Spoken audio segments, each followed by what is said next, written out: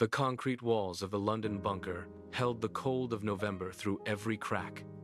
8 Allied commanders sat around a scarred wooden table, smoke curling toward the low ceiling. The room was quiet enough to hear a pocket watch ticking from across the table. No leader had called this meeting. No one wanted to. They had been waiting an hour for the final confirmation. 2 months of broken codes had given them something no enemy army ever gives you. Advance warning of a coming attack. The door clicked open. A young messenger stepped in, envelope held tight in one hand. He walked straight to the head of the table, laid the paper down, and backed out without a sound. The oldest commander picked it up, broke the seal, and read it out loud. The target is Coventry, a small market town, 4,000 civilians, no major military installations. German bombers will arrive before dawn on November 14. No one disputed the intel. Bletchley Park's codebreakers had been right 3 times out of 3 this month. The dilemma settled over the room like a shroud. If they warned the town, if they moved anti-aircraft batteries in early, if they evacuated civilians, the Germans would know. They would realize their most secret code had been cracked. They would change it. The Allies would lose the only edge they held over Hitler's entire war machine. If they did nothing, hundreds would die. Innocent civilians would burn when the bombs fell. The door to the outer office stayed closed.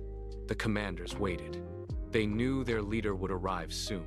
The heavy outer door of the bunker swung open at exactly 9 a.m.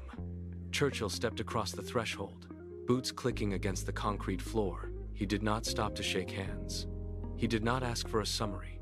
He walked straight to the head of the table, where the confirmed report lay beside the map of the Midlands.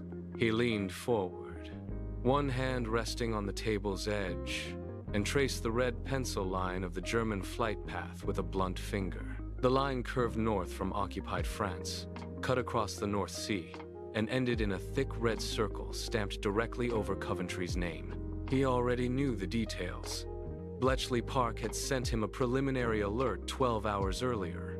2 months before this meeting, his team had pulled off the intelligence coup of the entire war. They had cracked Enigma. Enigma was the Nazis' unbreakable cipher machine. Every top-secret order, every movement order, every bombing plan the German High Command sent was encrypted on it. No one in Berlin thought any Allied team could break it. They were wrong. Churchill's codebreakers could read every message the Nazis sent. They knew where every U-boat was hiding in the Atlantic. They knew when convoys were coming, where divisions were moving, where the next bomb would fall. This single breakthrough had given the Allies an advantage no general had dared to dream of. It could turn the entire tide of the war. If the Germans never found out it had been cracked, that was the trap. That was the noose around every neck in the room. Churchill straightened up, pulled a cigar from his coat pocket, and tapped it against the edge of the map. He looked up at the assembled commanders and waited for the first argument to begin. The first voice came from the left side of the table, sharp and urgent. 3 advisors sat clustered there, and the man at their head leaned forward, knuckles white against the table edge. He said they had no choice. They had to evacuate every civilian out of Coventry before the bombs arrived. 4,000 people lived in that town, most of them women and children going about their quiet lives. They had done nothing to deserve this. If the Allies let them burn without warning, the public would never trust their commanders again. The damage to morale would be worse than any broken code. He slammed his fist down once, hard enough to make the map edges curl. He said they could not murder civilians to hold a secret. The room went quiet for 10 heartbeats. Then a voice came from the right side of the table, low and cold. No heat behind it, just plain fact. This advisor had spent 3 months coordinating D-Day planning with Eisenhower's staff. He said any warning to Coventry would tip the Germans off immediately. The Nazi High Command was already paranoid about Enigma security. One small anomaly, an evacuated town. Extra anti-aircraft guns in place before the attack, and they would change their cipher overnight. They would lock the door on the only advantage the Allies had. That would kill D-Day before the first landing craft hit the beach. It would cost the entire war. Tens of millions of lives would hang in the balance if they lost Enigma. He leaned back in his chair, looked across at the 3 advisors on the left, and said the math was simple. 1 town, 4,000 lives. versus the entire future of Europe. No one disputed his numbers. No one could. The split in the room was absolute. Half the table stared at the floor, half stared at each other. No one moved to bridge the gap. All eyes turned back to Churchill at the head of the table. Churchill said nothing when the argument ended. He tucked his half-tapped cigar back into his pocket, picked up his coat, and walked out of the bunker. The rain had seeped through his coat collar by the time he finished reading. It trickled down the back of his neck, cold enough to make his muscles tighten, but he did not move. He had known the confirmation was coming. He had known it for hours. That did not make the words easier to hold. He turned, slowly, one boot at a time, on the wet grass. The messenger stood still behind him, head bowed, not daring to speak. Churchill started walking toward the gate, slow, the envelope crinkled in his palm. The ash from his second cigar still clung to the front of his coat.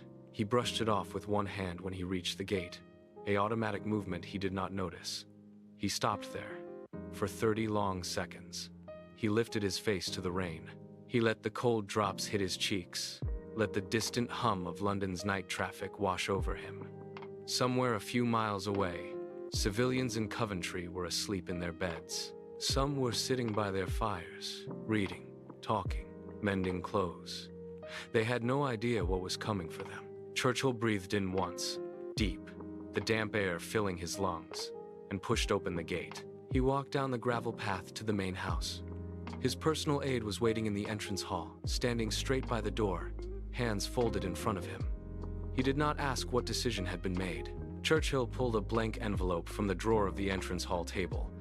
He wrote the order on a single sheet of paper, his hands steady, no tremor in the ink, no public warning, no extra anti-aircraft batteries moved into position, no evacuation order sent to Coventry. 44 hours passed after Churchill handed over the envelope. Not a single warning telegram left London. No civil defense sirens sounded early. No trains were dispatched to evacuate women and children. The town went about its business. Shops opened, children walked to school, people lined up for rationed bread, talked about the weather, planned for the weekend. They knew there was a war on. They did not know death was already scheduled to arrive at 11 p.m. on November 14. The first wave of German bombers crossed the coast at 10:15 p.m. They arrived over Coventry without any anti-aircraft fire meeting them. The moon was bright that night. It lit the town up for the bombardiers. They did not miss. The first bomb fell on a row of terrace houses 3 blocks from the town center. It came down through the roof of a semi-detached home where 3 generations of one family had been sleeping. The entire row collapsed in less than a second. No one had time to scream. More bombs followed. One after another, for 2 hours straight. High explosive bombs tore out building foundations. Incendiaries lit roofs and timbers ablaze. The local fire department was outnumbered within the first hour. By 1 a.m., the entire town center was on fire. The flames rose 1,000 feet into the night sky. They could be seen from 20 miles away. The fires burned for 12 full hours, fed by gas lines that ruptured and timber stores that caught alight. When the last German plane turned for home, and the smoke finally began to clear, the damage was done. More than 500 civilians lay dead under the rubble. Hundreds more were injured, many critically. Half the town's center had been reduced to broken stone and ash. The first newspaper editorials hit the newsstands 3 days after the attack. They screamed from the front pages in heavy black type. They demanded answers. They asked how the Royal Air Force could have failed to intercept the bombers, how the civil defense system could have been caught so completely unprepared, how thousands of civilians could have been left sleeping when the attack was coming. No one connected the failure to a deliberate choice. Everyone blamed incompetence, military bungling, miscommunication at the top. A member of Parliament tabled an open question in the House of Commons, demanding Churchill himself address the failure. He called for a public inquiry, for heads to roll, for accountability. The military issued a statement blaming bad weather and a last-minute shift in the German flight path. The public accepted the story. The anger burned hot, directed at careless command, not at a quiet choice made in the dark. The stack of critical newspapers grew thicker on Churchill's desk every morning. His advisors urged him to issue a partial statement, to deflect the anger, to blame lower-level commanders. He refused. He did not issue any statement. He did not give any interviews. He locked the entire decision away in his private diaries, sealed from public view. He kept that secret locked away for 30 full years. Only after he died would the world learn what he had chosen that rainy November night. 6 months passed after the bombs stopped falling on Coventry. The date for the D-Day landings was set. Every detail of the invasion plan was cross-checked against decrypted Enigma messages, the same source that had warned of Coventry 6 months earlier. Allied commanders knew exactly where every German infantry division was dug in along the Normandy coast. They knew where the elite panzer divisions were held in reserve, waiting for the main attack. They knew the Germans had fallen for the fake Allied invasion force staged in southern England, aimed at Calais. Because the Germans still thought Enigma was unbreakable, they never encrypted their troop movements with any other code. They never suspected every secret they sent was being read in London before it even reached their frontline commanders. When the first Allied landing craft hit the beaches at Normandy, they landed exactly where the German defenses were thinnest. Decades later, military historians pored over the archived records and ran the calculations. They reached a unanimous conclusion: cracking Enigma and protecting that secret at Coventry cut 2 full years off the length of the Second World War. It saved an estimated 4 million lives, both civilian and military, that would have been lost if the war had dragged on. Winston Churchill died in 1965, 22 years after the end of the war, and 32 years after the bombs fell on Coventry. His estate moved to unseal all his private papers, including the diaries he had kept locked away from public view his entire adult life. Archival workers carried the bound leather volumes out of the locked storage vault in the Churchill family home, laid them on long wooden tables, and began sorting the pages page by page. They found the entry dated 14 November 1943, scrawled in Churchill's heavy, slanted handwriting. It laid out the entire choice in plain terms. It recorded the debate in the London bunker. It recorded his final order. The world gasped when the story broke. No one had suspected. For 32 years, the secret had held. The debate ignited immediately, and it has never ended.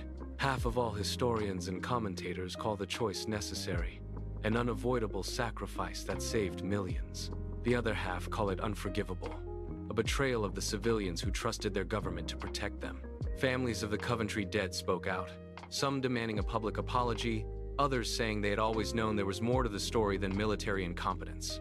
No one has ever reached a unanimous verdict.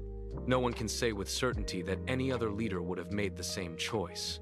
No one can prove that a different decision would have yielded a better outcome. The moral question will never be settled.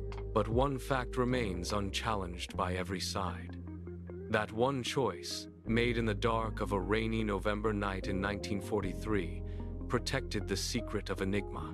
It allowed the D-Day landings to succeed. It cut 2 full years off the war and saved 4 million lives. It altered the entire course of world history. That is the truth that history remembers.